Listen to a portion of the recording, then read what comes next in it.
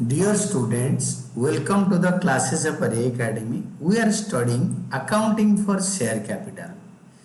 तो आज पढ़ेंगे difference between partnership and A company and a joint stock company. Company मतलब जॉइंट स्टॉक कंपनी जो कि शेयर इश्यू करके कंपनी बनता है, तो उसको बोलते हैं जॉइंट स्टॉक कंपनी. तो डिफरेंस का बेसिस है और हम लोगों ने बुक के हिसाब से 10 बेसिस ऑफ डिफरेंस है. 10 के 10 मतलब इसको हम करेंगे. तो mode of formation, partnership firm कैसे बनता है. It is set up by an agreement among the partners. Registration is not compulsory. इसमें registration is not compulsory under Indian Partnership Act. Indian Partnership Act बोलता है आप जॉइंट स्टॉक कंपनी को, ये partnership firm को रजिस्टर करो ना करो चलेगा.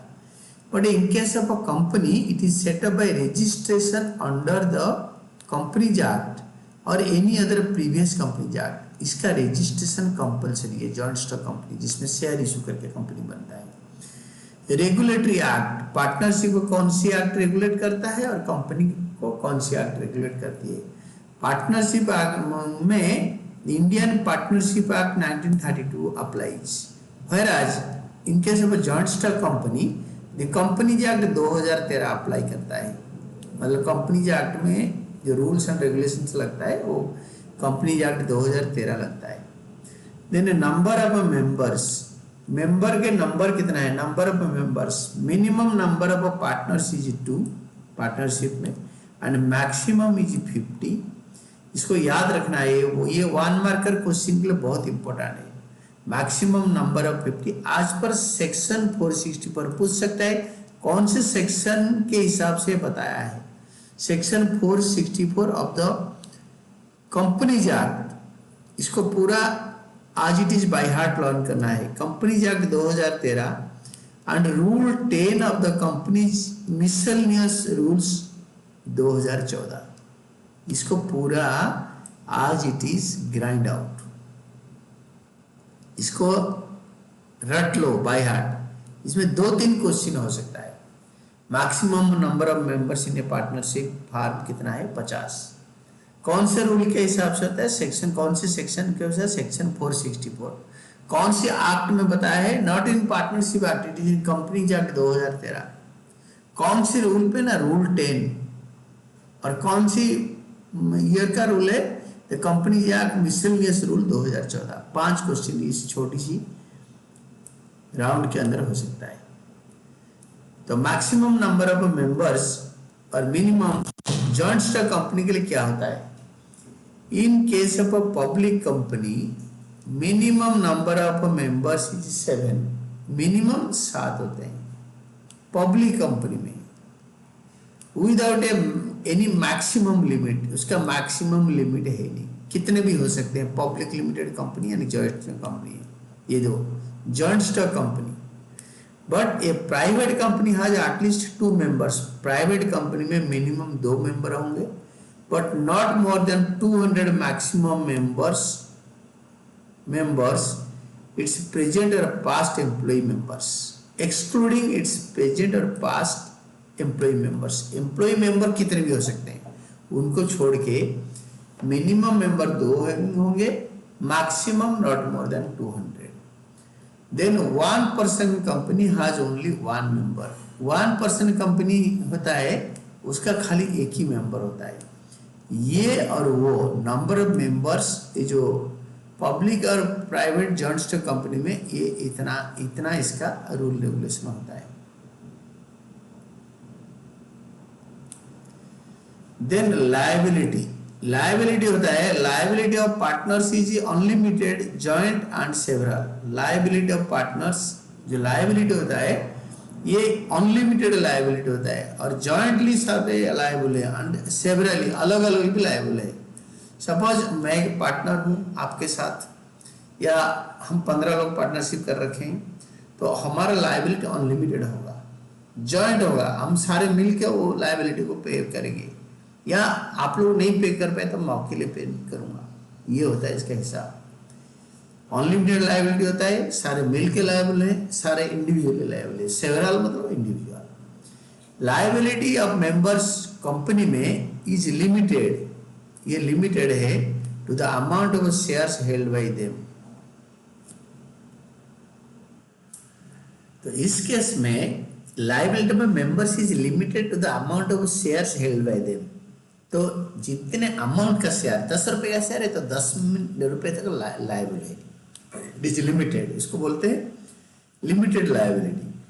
और amount guaranteed to be paid by them in case of winding of the company limited by guarantee. अगर शेयर होल्डर ने गारंटी दे रखा है या कंपनी ने शेयर होल्डर से गारंटी ले रखा है, इन केस ऑफ डिसोल्यूशन हम डबल अमाउंट पे करेंगे, 10 रुपए का शेयर होगा तो 20 रुपए पे करेंगे।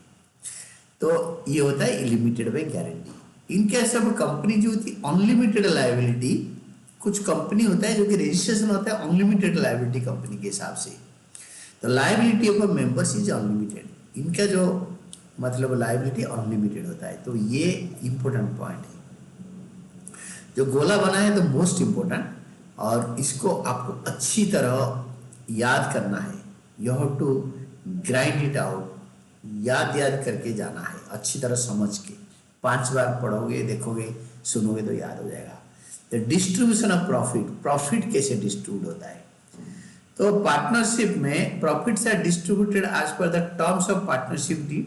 अगर पार्टनरशिप डीड नहीं है या कोई टर्म नहीं है तो equally. If the partnership deed does not exist, अगर पार्टनरशिप डीड एग्जिस्ट नहीं करता तो इक्वली बढ़ता है। Then the board of directors decided, the board of directors decides to divide a dividend to be paid। अगर बोर्ड ऑफ डायरेक्टर डिसाइड करता है तो प्रॉफिट को डिविडेंड के हिसाब से पे करते हैं, तो डिविडेंड पे करते हैं। बोर्ड ऑफ डायरेक्टर डिसाइड करते हैं, डिसाइड नहीं करते तो नहीं पे करेंगे। Interim dividend is declared by the board of directors while proposed और फाइनल डिविडेंड इज डिक्लेयर्ड और अप्रूव्ड बाय शेयर होल्डर्स। तो अगर विद इन द ईयर अगर कंपनी बहुत अच्छा कर रहा है तो within the year board of director interim dividend दे सकते हैं।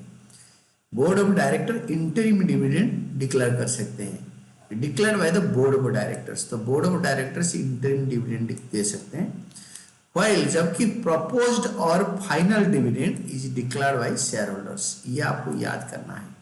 इसमें 3 क्वेश्चन हो सकता है, ये भी और in case of partnership form ये भी एक होगा, ये भी एक होगा। Then comes for 6th point. 6th point होता है मैनेजमेंट। मैनेजमेंट होता है बिजनेस में, पार्टनरशिप में बिजनेस में भी managed by all the partners और any of them acting for all. सबके लिए कोई एक कंपनी को मैनेज कर सकता है, सारे पार्टनर मिलके कंपनी को मैनेज करें, ये तो एक ही पार्टनर सबके लिए मैनेज करे, एक्टिंग फॉर ऑल। वो जो भी करेगा सारे पार्टनर का जिम्मेदारी होगा। वो गलत करे सारे पार्टनर विल बी रेस्पॉन्सिबल, सही करे सारे पार्टनर से रेस्पॉन्सिबल। देन कंपनी में business is managed by directors. यहाँ पे जो company form of business organization में it is managed by directors who are elected by the shareholders. जो कि शेयर होल्डर जिनको इलेक्ट करते हैं वो elected members, they are called directors, वो कंपनी को मैनेज करते हैं। Then transfer of shares, share कैसे ट्रांसफर होगा। A partner can transfer his profit share to other person as it is provided in the partnership deed. Provided in the partnership deed में जैसे लिखा है ऐसे ट्रांसफर करेगा। अगर पार्टनरशिप डीड में नहीं लिखा है या पार्टनरशिप डीड है ही नहीं या it is not a registered partnership, then वो अपना शेयर ट्रांसफर कर सकता है with the consent of all the partners. अगर सारे पार्टनर राजी होंगे तब जाके ट्रांसफर करेगा शेयर, ये पार्टनरशिप में होता है। और कंपनी में accept in case of unlisted and private companies transfer of shares not restricted. इसमें कोई रेस्ट्रिक्शन नहीं है, आप किसी को भी बेच सकते हो in the stock exchange. Then business partnership में a partnership can carry on any business if all partners agree। कोई भी बिजनेस कैरी कर सकते हैं अगर सारे पार्टनर एग्री होते हैं। तो कंपनी में company can carry on only that business which is permitted by the objects clause of memorandum of association, इसके अंदर 5 क्वेश्चन हो सकता है, 1 2 3 4 5 6 क्वेश्चन हो सकता है। तो this is a important point, इसको आप याद रखोगे। बिजनेस कौन सा पार्टनरशिप फार्म कैरियर करेगा, तो और कंपनी अकाउंट में क्या कैरियर करेगा। जो मेमोरेंडम ऑफ एसोसिएशन जो परमिट करते हैं वही बिजनेस करेगा, या ऑब्जेक्ट क्लॉज में लिखा होगा वो, और खाली उसी बिजनेस को कैरियर कर सकता है। वाइंडिंग अप कब, बंद कब होगा, ये पार्टनरशिप में भी wound up by an agreement और by an order of the court. ये एग्रीमेंट में पार्टनरशिप फार्म डिजॉल्व हो सकता है, और या कोर्ट अगर ऑर्डर करेगा तो पार्टनरशिप बंद करो तो अब बंद हो सकता है। देन कंपनी फॉर्म में a company can be wound up only by the process prescribed in the company act. Company can only be wound up, बंद हो सकता है only by the process prescribed in the company act 2013 company act में जैसे winding up या liquidation process दे रखा है उसी प्रोसेस में बंद होगा। In stability of the business, business कैसे स्टेबल कितना होगा, how stable is the business. Partnership में it is affected by death, retirement, insolvency of the partners. अगर ये तीनों हो गया तो पार्टनरशिप गया, मतलब वो बंद हो जाएगा, पार्टनरशिप डिजल हो जाएगा, इंसॉल्वेंसी हो जाएगा, इट इज गन, तो वाइंडिंग अप हो जाता है, इसको बोलते हैं डिसोल्यूशन हो जाता है पार्टनरशिप। बट कंपनी फॉर्म में share holders death, insolvency, transfer of shares do not affect continuity of the company, company का कंटिन्यूटी को अफेक्ट नहीं करता, बिजनेस चलता रहता है। स्टेबिलिटी यानी पार्टनरशिप में the business is less stable, while in case of company form of organisation it is more stable.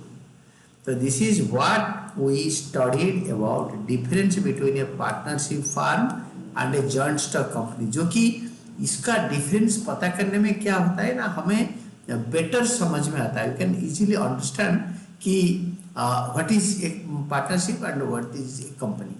किसी के साथ कंपेयर करने में हमें ज़्यादा अंडरस्टैंडिंग क्लियर होता है, इसलिए हमने ये 10 पॉइंट समझा, और इसके अंदर कई क्वेश्चंस है कि जो कि आपको 1 मार्कर में आएगा, and it is a must, तो इसको अच्छी तरह पढ़ना है।